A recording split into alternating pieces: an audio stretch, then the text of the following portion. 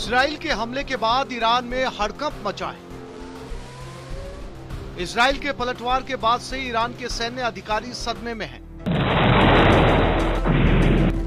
क्योंकि ना तो ईरान की सेना इजराइल के लड़ाकू विमानों को रोक पाई, ना ही उन फाइटर जेट से उगलते आग के शोलों को बुझा पाई।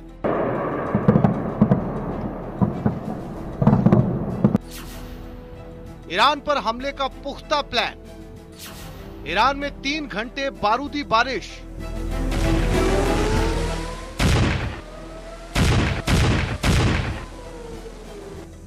बदले की आग में तमतमाई इजराइल की सेना ने ईरान पर पलटवार करने के लिए फुल प्रूफ प्लान बनाया था।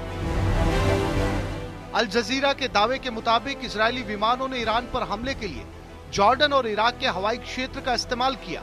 साथ ही सीरिया के स्वीदा में सैन्य रडार पर हमला करके वहां ईरान के सर्विलांस सिस्टम को तबाह कर दिया, जिससे ईरान तक कोई मैसेज न पहुंचे। इस दौरान इजराइल ने अपने घातक विमान F-35, F-16 समेत 100 लड़ाकू विमान ईरान की सीमा के पास भेजे। इजराइल के इस प्लान की एक तस्वीर भी सामने आई है। दावे के मुताबिक ये तस्वीरें तब की है जब इजराइल का सबसे घातक लड़ाकू विमान जॉर्डन के एयर स्पेस से इराक होते हुए ईरान की तरफ जा रहा था।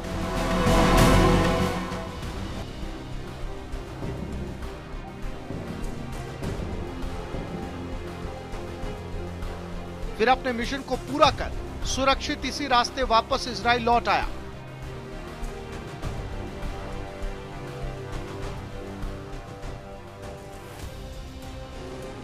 ऐसे में इजराइल के लड़ाकू विमानों को ईरान रोक पाने में नाकाम रहा, चूंकि जंग में जॉर्डन इजराइल के साथ है।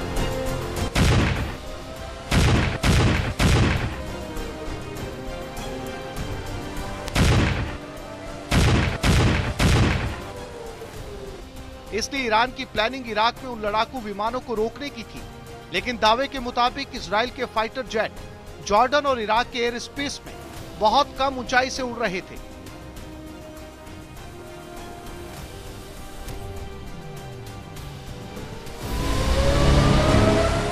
इसलिए ईरान की रडार में आने से बच गए। ईरान पर इजराइल का यह हमला अचानक नहीं हुआ। खामनेई की सेना को इस जंग की सूचना पहले ही दी जा चुकी थी।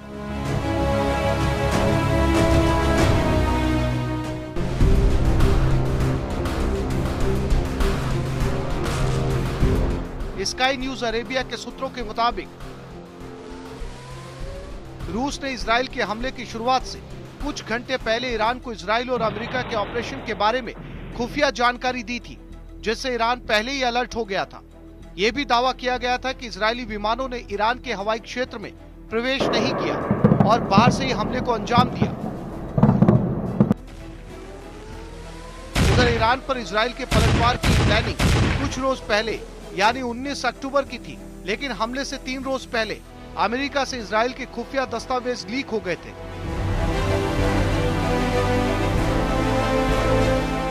जिससे हमला टलकर 24 दिन बाद हो गया।